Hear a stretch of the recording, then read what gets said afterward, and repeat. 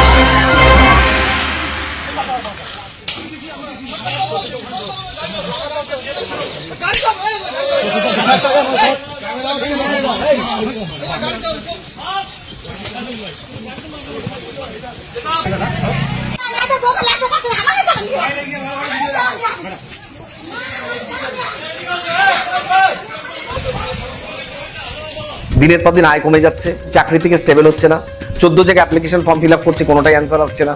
আর একটা আছে সংসারে অশান্তি। চারিদিকে সমস্যা, দুর্যোগ, ক্ষতি আর বাধা। এবার নিন উজ্জ্বল ভবিষ্যতের শপথ। আপনার জ্যোতিষ দেখাবে এবার সঠিক পথ। যে আজকালকার বেশি সমস্যা হচ্ছে দারিদ্রতা, সাংসারিক অশান্তি। কারণ বাস্তু ঠিক না থাকলে বাড়িতে পুজো করে শান্তি নেই, পুজো যদি শান্তি না করতে পারেন মনে অশান্তি থাকে।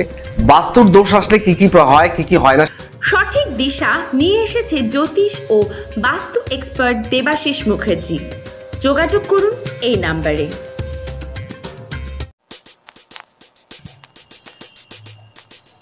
ব্যারাকপুর এসেছেন? কোথায় বাকি খাবেন ভাবছেন?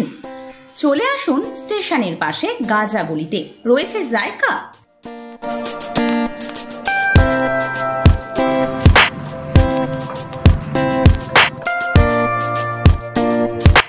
এখানে সুন্দর পরিবেশে পাবেন ইন্ডিয়ান, চাইনিজ, তন্দুর ও অন্যান্য মুখরোচক খাওয়া।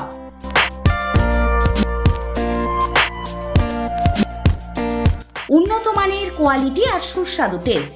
ব্যারাকপুর স্টেশনের নিকট জায়গায় বেস্ট।